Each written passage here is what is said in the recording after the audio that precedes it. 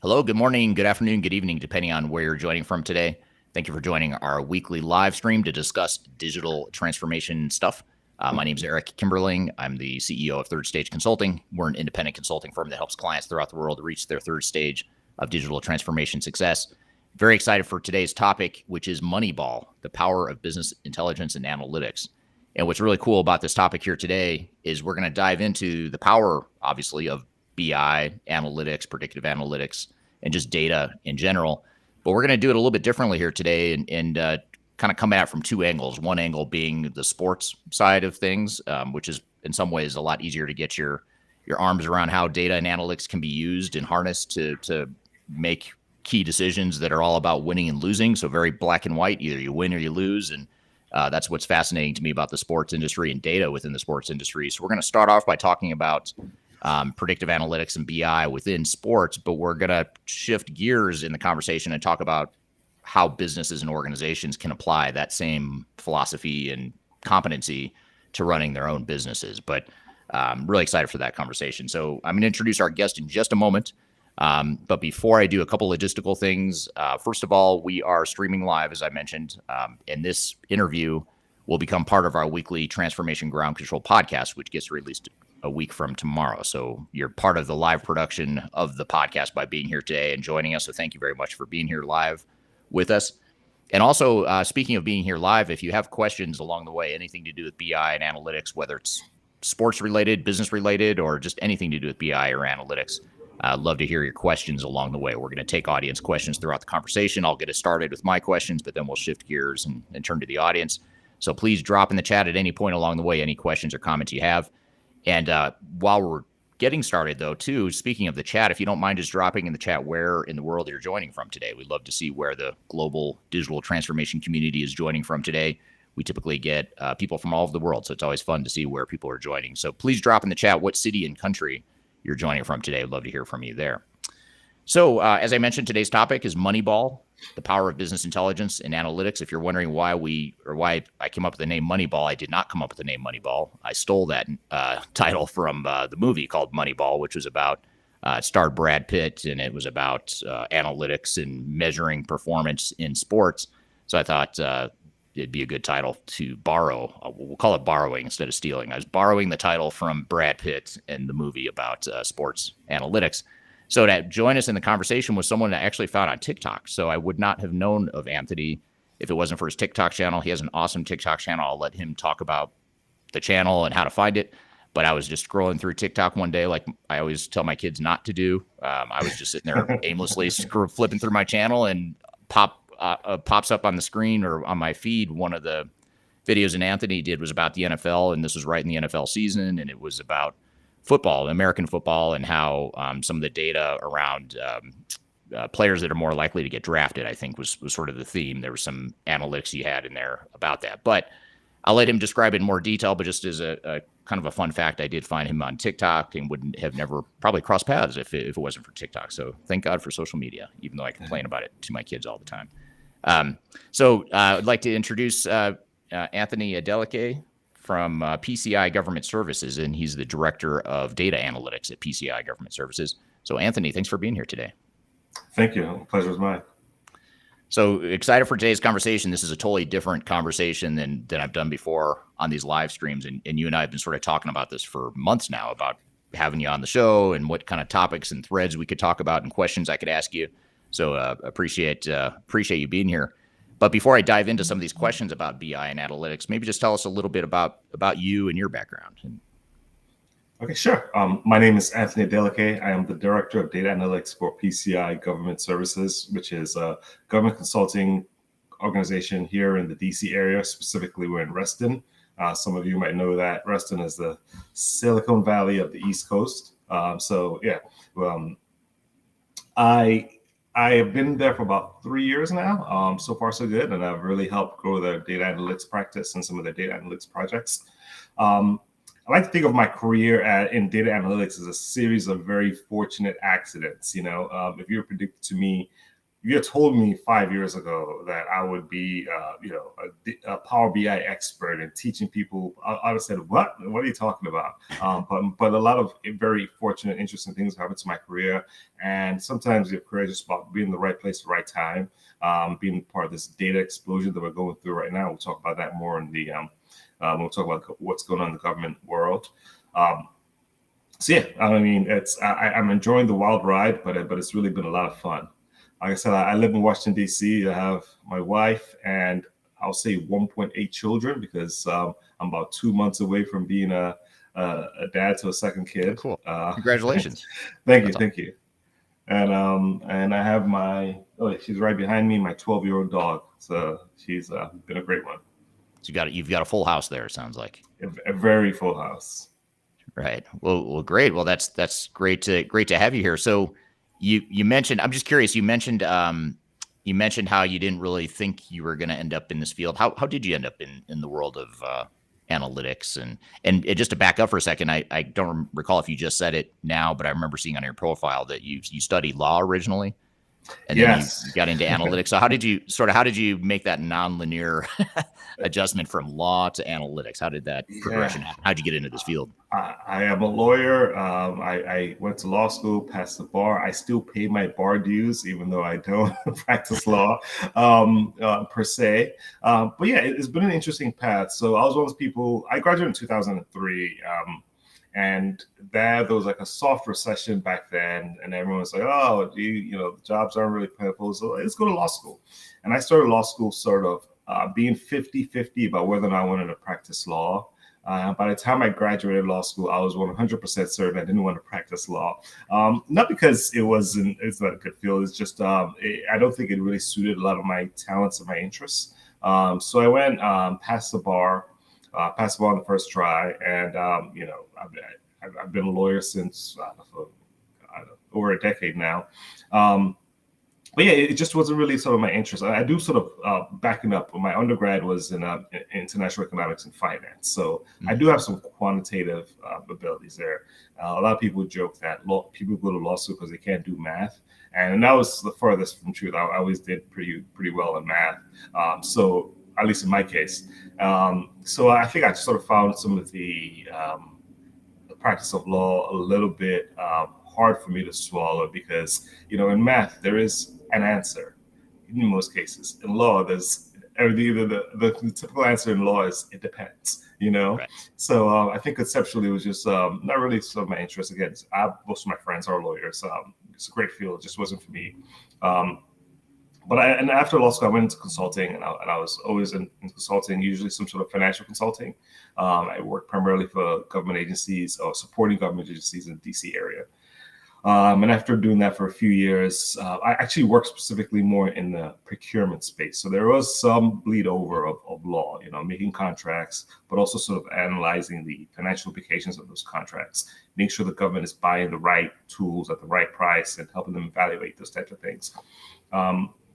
Then I went and got an MBA from University of Maryland, College Park, which is one of the I'm proud to say one of the top better schools in the United States, and I think that really solidified my move into data analytics.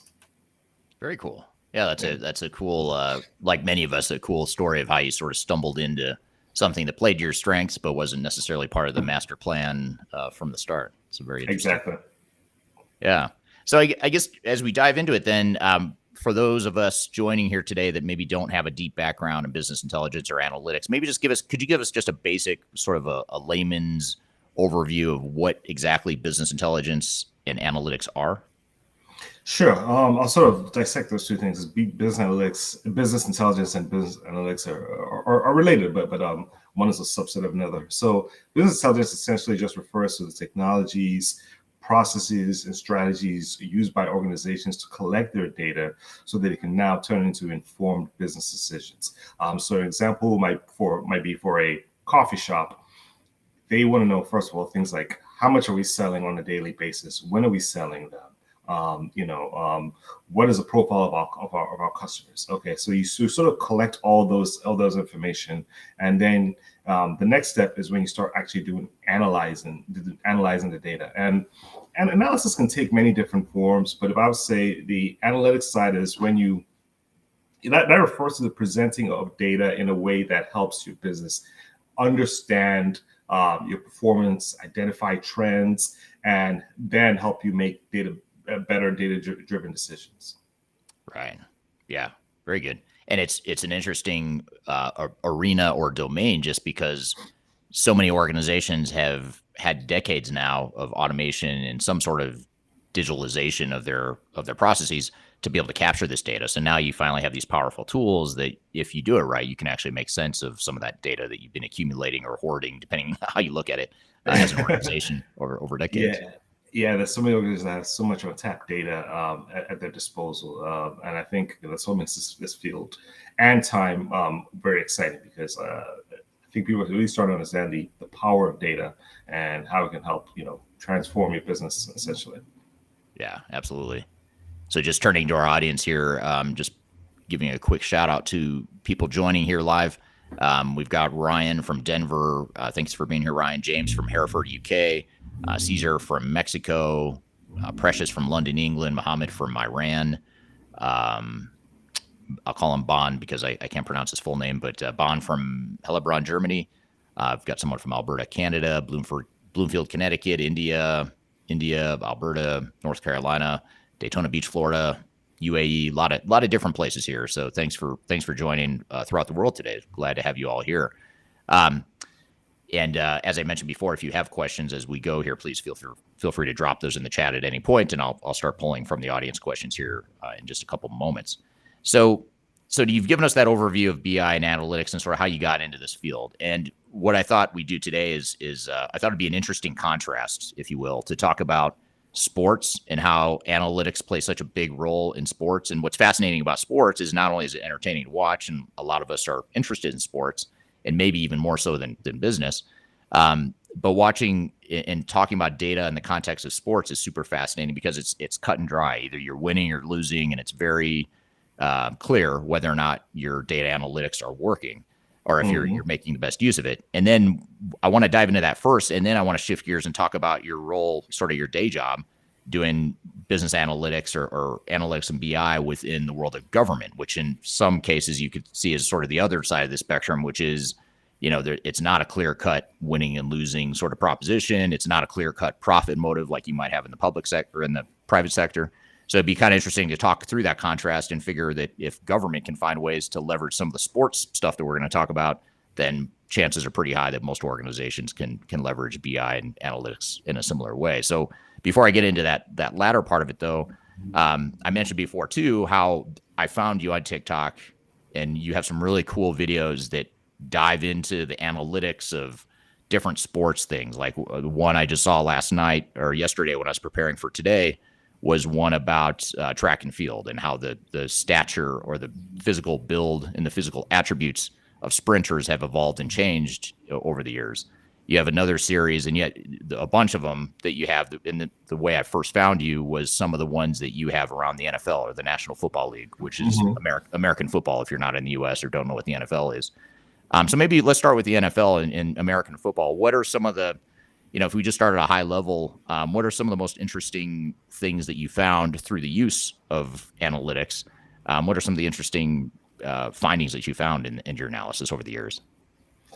Sure. Well, for sure, I'm still sort of laughing that the fact that you found me from TikTok, and it's I'm laughing at myself because if you 3 years ago, if you had told me, 2 years ago, I don't know how long my TikTok page is around, but told me that I would have a TikTok page, I'd have been like, what are you talking about? Get out of here.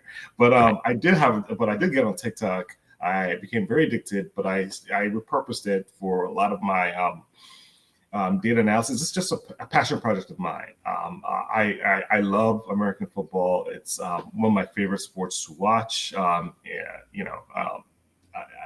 a big Dallas Cowboys fan, for those of you here in the United States. So please don't. Just kidding. I get that response all the time. But I will say that the U.S., the NFL in particular, it has really. I don't think there's any other league anywhere in the world that uses data, harnesses data as much as the NFL does.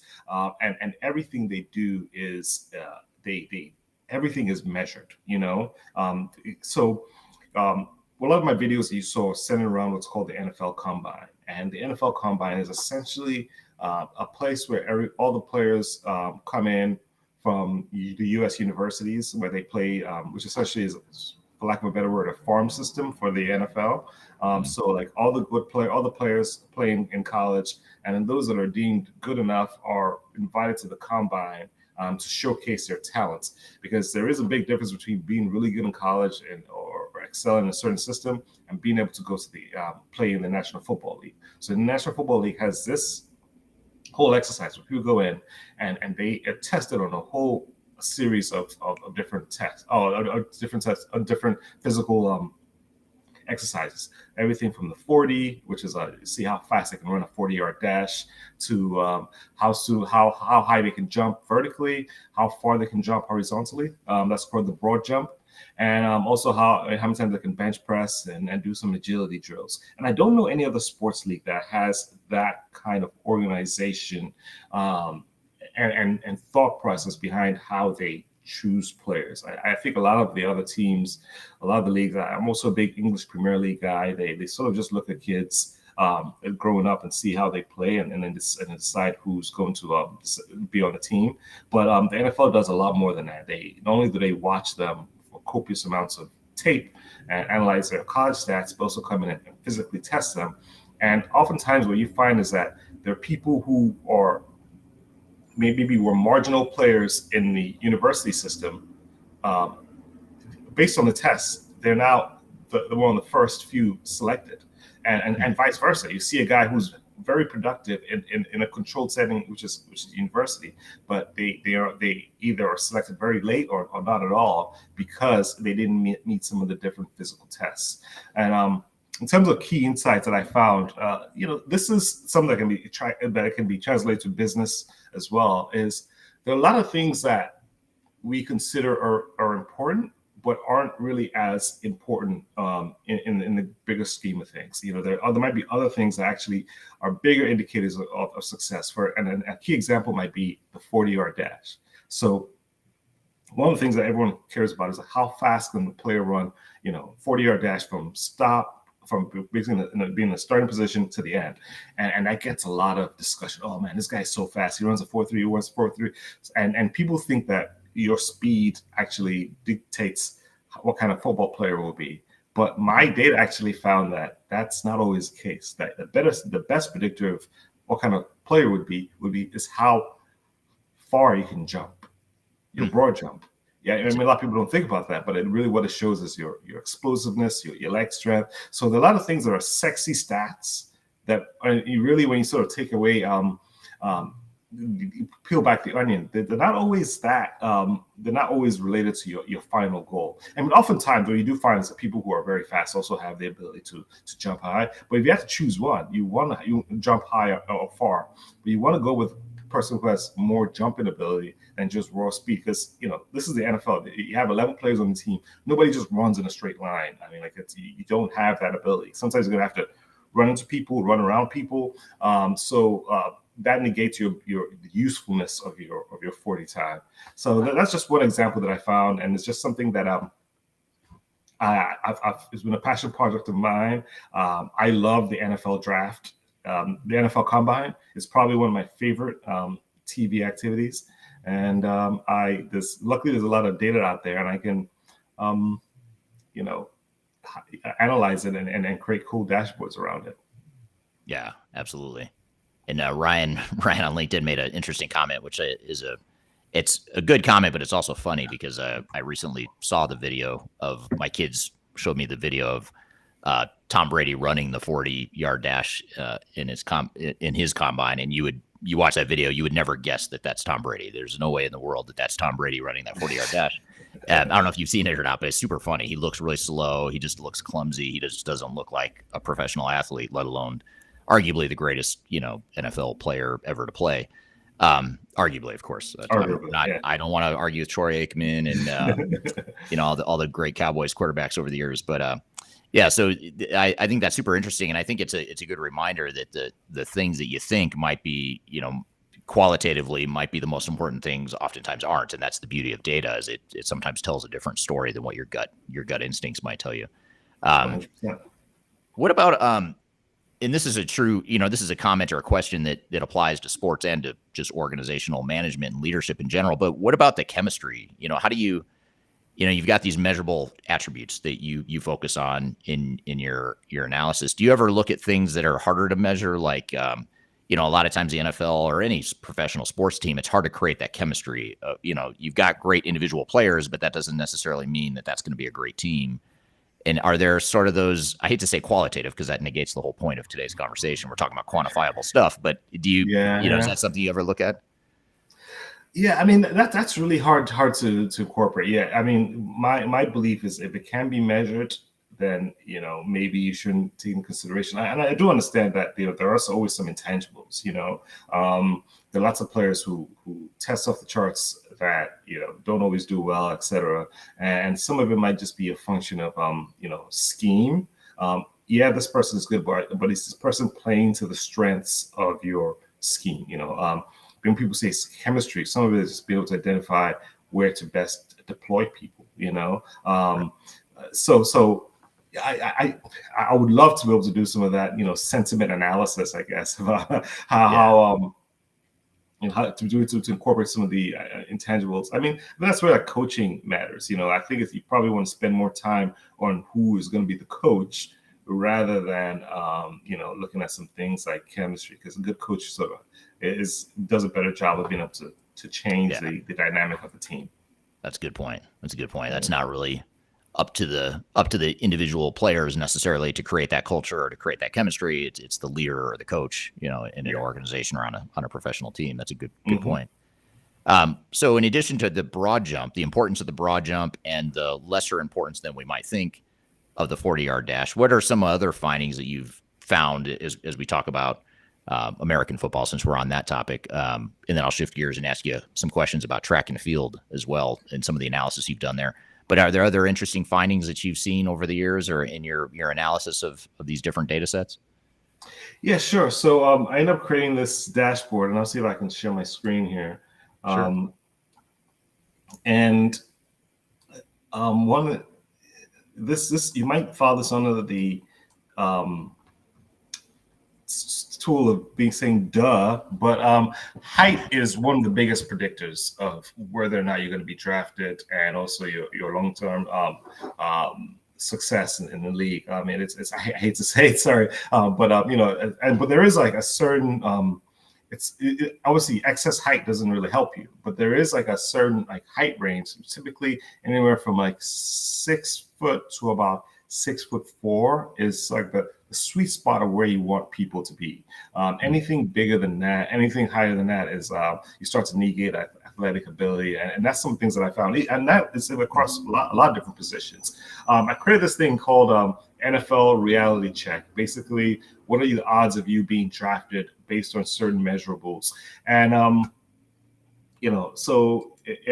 this obviously is very different for all the different positions. So if I want to play what I played when I was in college, which is let me go. If I want to play, say linebacker, I want to play linebacker. But if I start changing these attributes here, you see here somewhere between 7 inches and 75 inches. That's not very high. But if I start going and if I increase some of these attributes, basically, you start to see that your odds of being drafted become a lot higher.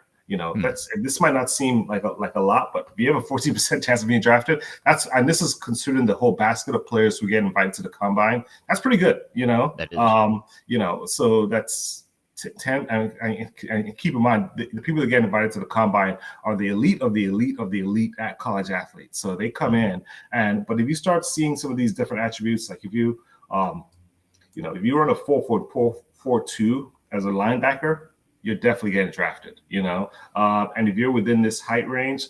But if I was to change this down to, let's say, you see, if I say you're, between 6'4" and 6'7" inches, then there's no way you're going to get drafted as a linebacker, despite your excellent 40 time. So there's some things. Height is really a big factor, and it makes sense given the context of the football, NFL.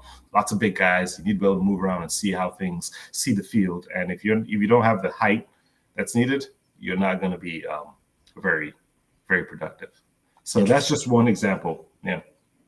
So is height more important than speed, or more? I don't want to say more important, but a better predictor, or how would you kind of rate that or compare that to the jump? You're talking about the broad jump being one of the biggest indicators. Well, I would say height is very closely related to speed because, and this is something else that goes to with my track and field analysis, is that, look, taller people are faster because they can take they have longer stride length, and they can take less steps. You see Usain Bolt, he's 6'5", and I did this analysis because I'm going to take this back to myself personally. When I was in college, I ran track, and I was always dissuaded from running the 100 because I'm 6'2", and I was always told by my coaches, "Oh no, you can't run 100 because you don't have a good start. You have to run the 400." I did well on the 400, but anybody who's ever run the 400, it's a brutal race. It's incredibly painful. I love it, but it's a very brutal race. But that was completely misguided because one, taller people are faster in general, and the start, honestly, is not really that important in the 100-meter dash. So that was just some coaches using some of their old school thinking, not necessarily relying on what the data was saying, and advising me on what events I should run. Right. Interesting. Yeah. So that tool you were just showing, and I'll pop it back up here just real quickly. Is this Power BI or what? This is Power BI. Yes, this is a Power BI web service, and I create these little toggles here that show so players can use, anybody can use it and go in and analyze what their odds of being drafted are based on different attributes. Okay. And what are the sources of data that you use as inputs here? Like, is it public information, or are you having to manually go kind of capture this data based on what you see? I mean, it's public. I get it from a variety of data sources. Then I do a join in Excel. Then I get them all in Excel. Then I use the for those of us who are Excel quants here, use an X lookup using the prospect's name as a unique identifier, and then I join all the data into one big spreadsheet and collect it over the years. Okay. Very cool. So it goes to show that, this is information that it isn't your data that you're capturing internally or, with yourself. You're sort of going to other data sources to consolidate this data. So that's a pretty cool reminder that there's a lot you can do with data, not only that you have internally, but third-party sources as well. If you have a tool like Power BI, that a business intelligence tool that allows you to sort of slice and dice and analyze that information. 100%. It's very, very cool. Now, what about track and field? What are some of the findings there that you found in the world of track and field? Very interesting. So, over the years, and I talked about this a little bit. Over the years, if you start to analyze the 100-meter Olympic runners, two things are happening. They're getting taller and they're getting bigger. And which sort of defies, you might defy logic, right? Okay, like how can somebody be taller and bigger but still be fast? How can people be taller and bigger and still be faster? Well, they make a couple of things. One, there's been significant development in training techniques, significant development in musculature. So you're starting to see significantly more muscular athletes. If you look at athletes from like when Jesse Owens ran to the last Olympics, you see these guys, they all look like superheroes now, compared to the very like lean guys back in the in the Jesse Owens era and before. So people look very different now. And another thing too that I found is, and I actually tested this on myself because I still run in the masters competition. So I run, competitively, and I noticed for a while that I was getting heavier, but my times were getting better. And I was like, what's going on here? And really, it's not so much about weight. It's really more about body fat. So body fat is actually one of the bigger predictors. So that's one of those things that you might think, if somebody is getting bigger, no, there's no way they could be faster. But if they're getting bigger, still moving well, and they have the same or less body fat, they are going to, all things being equal, they're going to be faster. So, it's just one of those things where, like, if you do the data, sometimes you have to do a deeper dive into your data to really understand what are some of the contributing factors in that are changing, that's producing a certain outcome. I can't just say, hey, look, just go keep lifting weights, get big, get muscular. But if that's affecting your body fat percentage, then you're not going to get faster. Right.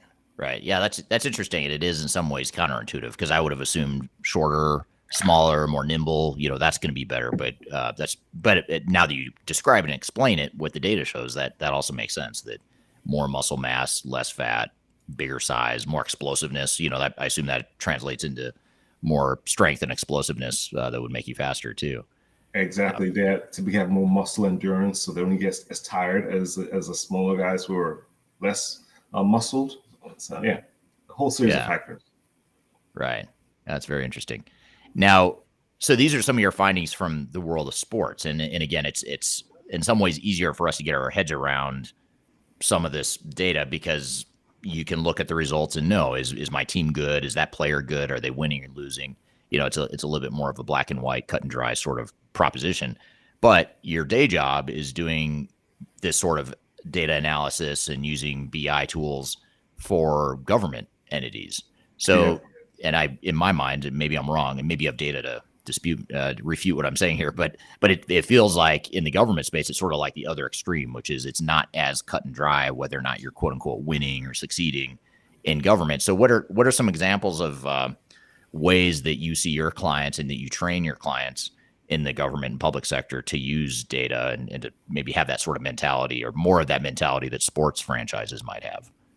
Gotcha. Well, it's not all on me. I'm going to take it a few years back, and there actually has been a big push within the government to actually start making better use of data and also start making essentially data-driven decisions. Because I just told you the example, you just gave a good example where you might have an organization where somebody in the organization is an expert at something, and they go back to them and they say, hey, what do you think about this potential strategy we're trying to execute? And he or she, I'll just call him Charlie in this case, Charlie goes back to his old well of knowledge and does the exact same thing he's doing for the last 20, 30 years and says, oh, well, we should probably employ this strategy.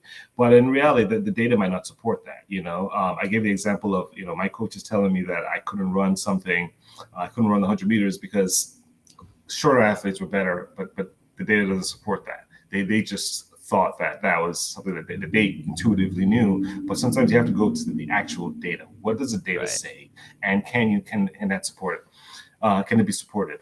So take a few years back, there was in 2018, and I'll look it up right now. There was the something called the Foundations for Evidence-Based Policymaking Act of 2018, and what this did was.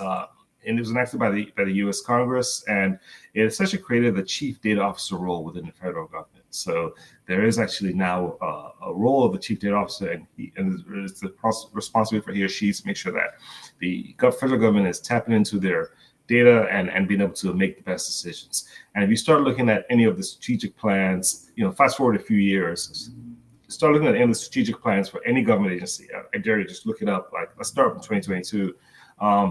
You're going to see the word data show up a few times. You're going to see data decisions, data decision making, data analytics, data analysis. All those words are going to start showing up, and there really has been a big effort to ensure that the U.S. government is making better data-driven decisions. For example, another example is if you go on USA Jobs, which is the government platform for how people can apply to work for the U.S. government. I remember in 2018 when I first started with Power BI. I went in there and I typed in the word Power BI and nothing came up. I typed in Tableau, nothing came up. Now, fast forward a few years, there are hundreds of jobs that have Power BI and Tableau, and those are the two biggest movers in the data visualization industry. You're going to see lots of jobs there. So there really has been a concerted effort within the federal government to start making use of all the data that they have. Let me talk about my role. So what I do is I work primarily. Well, I was going to say I work primarily in the procurement space, but that's not true. I support a couple of other contracts. But I help government agencies basically present their information in Microsoft Power BI. So I take all their data from their data warehouse, meet with different stakeholders, try to understand what is most important to them, create visualizations around that. And also, I do some stuff in the back end, do some queries in a tool called Microsoft Power Query. And I go in there and basically do some columns, some new columns, or some calculations that help basically better inform what their data is saying. Yeah. And also, yeah. Sorry, go ahead.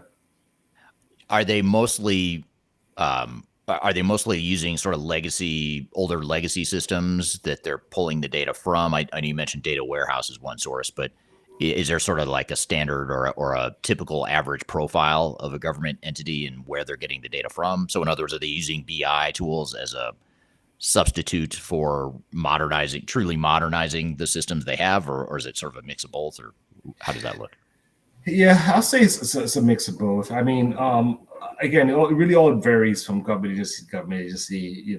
Every agency has a different mission, so the types of data that they collect is very different. For example, the Veterans Administration will collect very different data than the Department of Agriculture. But one of the challenges I do see consistently around government is the ability to normalize their data.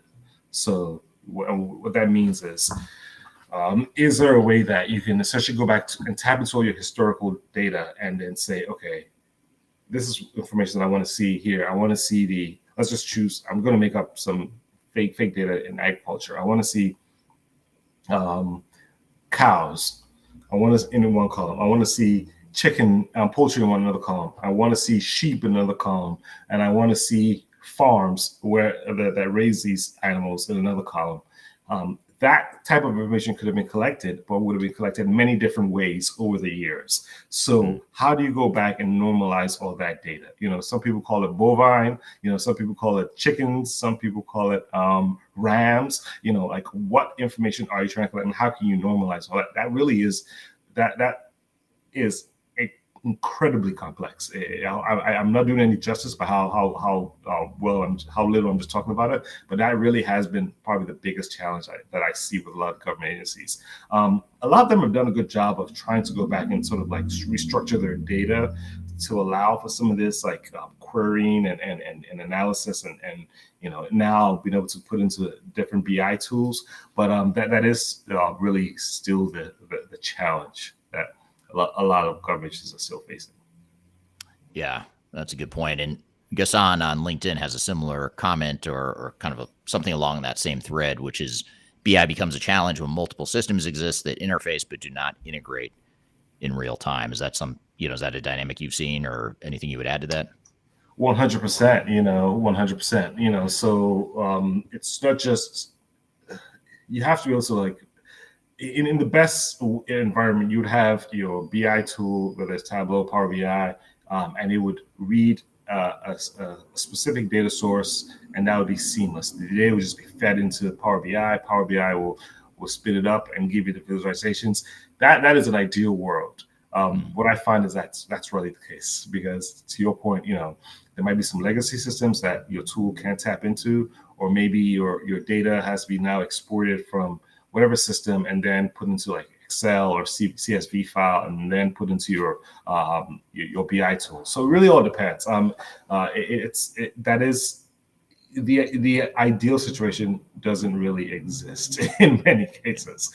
Yeah, right. That's why I have a job. Right. Exactly. Yeah, that's a great point. So there's I want to come to the audience questions here. Some additional questions, and as expected, the sports analytics piece of it has generated some questions and comments here. And I'll try to summarize this. Unfortunately, it won't let me show the entire comment here, but this is from Matthew on LinkedIn. And Matthew says, football is truly about matchups. The data analyst has to find the small advantages in those key matchups. The variables depend for each division and conference. For example, it snows a lot in the Northeast during the playoffs. So the need for a fast player, let me continue here. So the need for a fast player is not as important for a team that loses in the playoffs each year when they play in the snow. a player with more strength or balance would be more beneficial. Would you guys agree? So is that something you've looked at as like weather or geographic location? And do some of those factors that you've analyzed? I imagine there's probably data you could analyze if you haven't, but have you looked at that and seen any patterns there? Not specifically, but generally that backs up some of the theories that I said. Like, I mean, when I talk about the jumping ability, really football is a power game. Speed is nice, but it's a power game first. You have big men pushing each other, and then somebody tries to tackle you. Can you push them back, or can you hold your balance when you're pushed? So really, it's a power game. Like nobody. If it was a speed game, then all the Olympic athletes would be making millions of dollars in the NFL. But you just don't really always have that ability to just like start running in a straight line, because there are 11 guys going after you. Right. But yeah, I mean that makes perfect sense. And that goes back to some of the things we talk about with culture and system. Like, you have to know what system you're trying to deploy and what players will help you within that system. Are you maximizing people's talents based on whatever environment you're in or whatever limitations you have on your team? Yeah, and kind of what your strategy is. Like a sports team that's gonna value the running game and size and using brute force to get small yardage, but kind of wear down the defense of the other team. That's a different mindset than the West Coast offenses. They're those high speed Joe Montana, old San Francisco 49ers style offense where you're spreading the field and getting receivers down the field. And, that's where speed, I would imagine, becomes a little bit more important in those cases. But a lot of it would depend on your strategy, I suppose. So I forgot to ask you this earlier. So based on your analysis, I'm going to give you a hypothetical situation involving me. So I'm 49 years old. I'm 5'9". I weigh 170 pounds, never played competitive football. What are my odds of getting drafted? Would you say? Let's see here. Let's select all. What do you say? 5'9"? I'm 5'9". I can't. That's you're probably going to break the model. I feel bad. I'm going to make you break the model here. It's not going to be able to analyze this, but let's just throw in 69 to 69. Let me spot you another inch. I say 70 inches, and you weigh how much? 5'10". 170. Okay, let's just say, depending on how many burritos you've eaten, let's just say 170 to 175. There we go. I'll just type this in. I'm seeing 50% up there. I like those odds. I like, even though you're not done there, I see a 50%. Well, I'm taking that one. I think it's now 0 because I didn't even finish this. But between 170 and 175, let's see. If you go up to 180, let's say 180. I still don't think that would be very good, but still nothing. Yeah, he was invited to we have one cornerback that was invited to the combine, but your odds of being drafted is 0. Okay, well, I don't like that answer, so I'm kidding. Yeah. Exactly. That's pretty cool, though. Yeah, kidding aside, though, that is pretty cool. Thankfully, I didn't invest a lot of time or energy trying to get drafted, because I probably wouldn't. Even if I wasn't 50 years old or almost 50, that wouldn't have happened. But so here's a really interesting question, though, I want to get to, and I don't think I would have thought of this question, so it's a great one. This is from Ryan on LinkedIn. Ryan asked, it seems that in media and day-to-day discussions, there's been a negative connotation around the words data and personal information the last couple of years. It's had a negative impact on marketing, advertising, losing ability to track data. Let me finish the question here. Hold on, I just lost it. The last couple of years, it has had, so that the negative connotation around data and personal information has had a negative impact on marketing, advertising, losing ability to track data conversions. Does that have any impact in government or business outside the marketing realm? So in other words, is it harder to get data now than it used to be with some of these data privacy laws like GDR or GRDP in Europe and other privacy laws that are being passed throughout the world?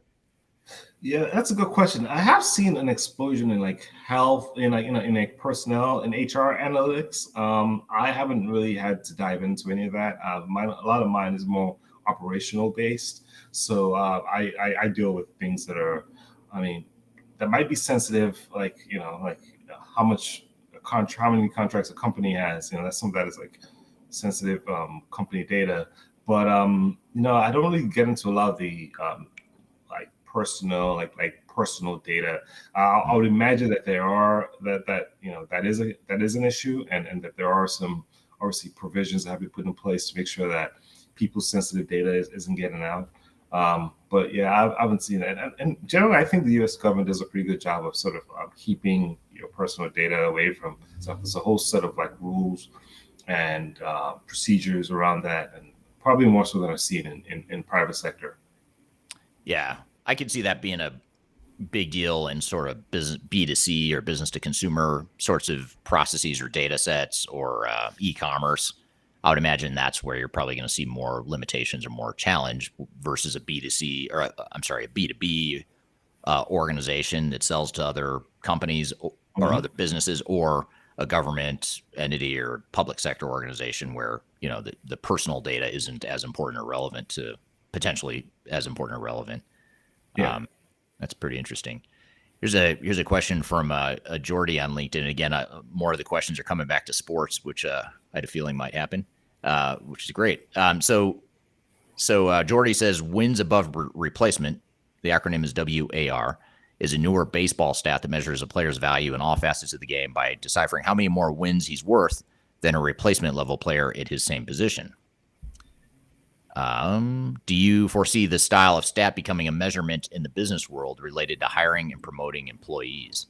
And maybe I'll broaden out a little bit and say, do you see this being used in the world of HR? And this is this sort of bumps up on a whole set of ethical and legal issues around potential discrimination and things like that. If you use too much data, you could be have some issues with discrimination potentially. But what do you see? Do you see this data and this sort of mindset that you're talking about? Could that be used in human capital and HR sorts of processes? I'm sure it is in many cases. I can tell you right now in the NFL, it is actively practiced in terms of age discrimination. Like all the data shows that, for example, there's the NFL running backs, which is a position that is you take the ball and a starting running back carries the ball about anywhere from 15 to 25 times a game. You're being hit by the largest of the largest men in the world. And those guys just don't last very long. In fact, all the stats show that a running back is most productive in year one. And then they start declining in productivity. By the time you get to 30, if you get to 30, you're pretty much useless because you may, and I hate to sound so mean about it, but like you've taken so much punishment that you just don't have the ability to produce him. Like, I mentioned before, I'm a big Dallas Cowboys fan. We had Ezekiel Elliott, who was one of the best running backs in the National Football League. But last year, he was a shadow of his former self. And then he just got released this year. And he's like 27, 28. So, it is unfortunately very it is practiced in the NFL. That's why they have this draft. Every year they have this draft to get in new players, and they look at their current roster and say, could this player that I have be better than what's on my current roster? That's essentially what they're doing each time.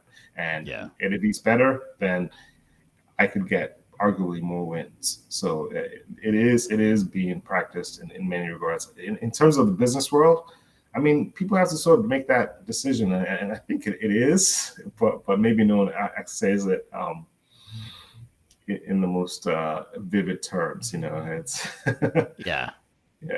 Well, you make me feel better now, because now I can just say the only reason I didn't get drafted is because they're discriminating against me because I'm over 40. So exactly. Okay, that's super interesting. One thing I want to make sure I get to that, I think there might have been a question that popped up around this too. I think earlier on there was a question related to AI, but I'll maybe more specifically ask the question around ChatGPT. But I think this is something you've been commenting on TikTok lately. But how does ChatGPT impact, or maybe AI in general? How does ChatGPT/AI affect the field of BI and analytics, or how do you see it or predict that it will affect the field of BI and analytics in the future? Good question. So I wrote a piece about this, and I posted on LinkedIn. I posted in some the groups that I'm in. I think the way I see ChatGPT, it's first of all, it's an excellent tool that I leverage, but I leverage it so every job has some administrative parts you have to do. You have to write a report. You have to sort of describe something.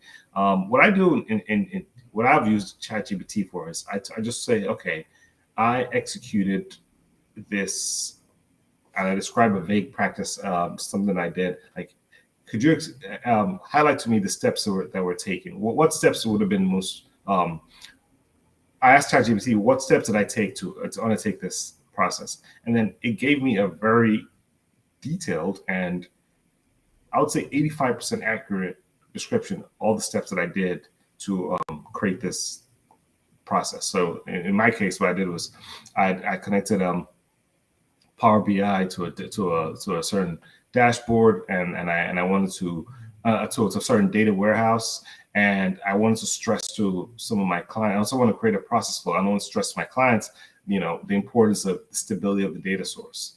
And I asked ChatGPT that question. Okay, I connected Power BI to a data warehouse. What are the process flows for ensuring the stability of the data source? And it gave me a very good list of what I did. Obviously, I had to go in and edit it and customize it to my specific needs. But it was very good. It was a very good report.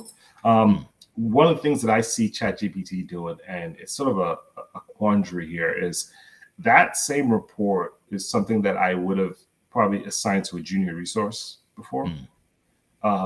Hey, just write the report on the steps that we did, and I would have worked with him or her, and we would have talked about it, and then he would have, and we would have, I would have corrected some things, and that process could have taken, I don't know, 2 days to a week, like I'll go back and forth working with this junior resource in addition to my other job.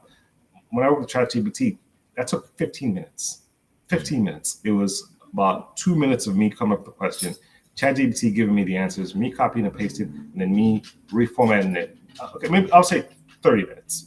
Me reformatting it and adding very specific things about my client's environment, and that was it. So I think it really will have an impact on the career, but on the data analytics field. But this is going to have the same impact. I think it's going to have on many different fields, which is that a lot of the sort of admin work that you would have assigned to a junior resource that would have helped them learn how to do the job is it takes some of those opportunities away. So there's going to have to be other ways of training people how to do the job. Maybe schools are going to have to change to make people very job ready, because ChatGPT and those tools, they're only as good as the prompts that are asked. And if you don't know the prompts, the prompts asked because you know the job. So, but if you don't know the job, ChatGPT, I think, is probably useless to you. It doesn't help you in any way because you don't know what questions to ask. Yeah. It almost seems like lower level or entry level white collar jobs are the ones that are most at risk. I mean, blue collar jobs may not be as impacted, and maybe more experienced senior people aren't as affected, although you've just gave an example of how your world has been affected, maybe not necessarily negatively. That's probably a positive way that your job has been impacted, and certainly your clients are saving money, I imagine, now, because they're not having to pay, they're not having to wait 2 weeks and pay for a junior analyst to do something that you can do in 15 or 30 minutes yourself. Exactly. Yeah, that's interesting. So I guess just to maybe tie this all together and put a bow on this whole thread and this whole conversation, we've covered a lot of ground, between sports data and analytics and how that applies, or that mindset can be applied to the business and private and public sector worlds. But what advice would you give to an organization that's just starting on their BI and analytics journey, or maybe they know they're not taking full advantage of the data they have, they don't have the right tools necessarily, or they just haven't been a data centric or a analytics centric focused organization? What advice would you give to that sort of team or organization that's trying to get started on that journey? Do it now. Gone are the days. Data analytics is no longer a luxury. It's now must be a core piece of all of the all of your core functions. If the U.S. government is doing it, trust me, that's probably a good thing to follow, because they, it's a huge competitive advantage or disadvantage if depending on whether or not you're doing it. If you really have a good idea of what are some of the drivers of your business, then you have a better idea of like, how to make strategic decisions. If you have I'm going to give an example, like if you have a delivery plan, like, you can see, like, sometimes you can see, and Amazon, depending on how much criticism you give, it does this at a very excellent level, seeing how much productivity you're getting out of each person, so is this person giving you X amount of input, and what can we do to adjust that? I'm not trying to get into the ethical issues about that, Yeah. but it is no longer a luxury, and you have to do it. I mean, I think gone are the days of having some expert. I think you're going to see less and less of these, like, I call them these like data gurus, information gurus in organizations. They ask them, wise Willie, hey, what's going on here? Can you fix our problems? Those days are gone. Like, you have to have the data now, and you can rely on the data to make better decisions. Right. It's well said. And you have a great point, too, that if the government and public sector organizations are finding ways to make better use of data, that should be a good impetus or a good burning platform for why you, especially if you're in the private sector, why you should be, making better use of the data you do have. Yeah. Sure. Well, good. Well, thank you so much for being here, Anthony. Really appreciate you joining. How do people get a hold of you? How do we find you? Maybe tell us a little bit of how to find your TikTok channel, which is amazing, by the way. So I highly encourage, if you're on TikTok, or if you're not on TikTok, I encourage you to go to TikTok to watch this video or to watch this channel. But how do people get a hold of you? What's the best way? Sure. You can find me on TikTok. My TikTok handle is at DC Data Guy, all one word. You can also connect with me on LinkedIn. My name is Anthony Adeleke, and just let me know that you found me through this station. Yeah. And then we'll go from there. Sounds great. And I've tagged Anthony in the description for this live stream and for this discussion. So you can find, you can go to the tag in the description and find him there. But DC Data Guy on TikTok, it's really good. It's really cool and very interesting. So I highly encourage that. Encourage you to check that out. So thank you for being here again, Anthony. Really appreciate it. First time guest here. I'd love to have you back again in the future to chat more about this stuff because it's super interesting. And thanks to the audience, too, for all the great questions. Thank you for being here. Again, as a quick reminder, this interview will get edited and polished, and we'll integrate it with other content to make it part of our weekly Transformation Ground Control podcast, which gets released every Wednesday. The episode featuring this interview will be released a week from tomorrow, Wednesday of next week.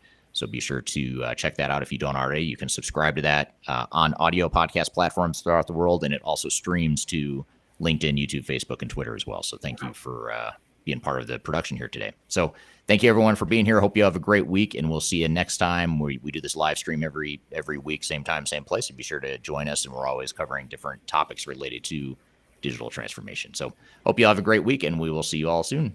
Take care. Take care.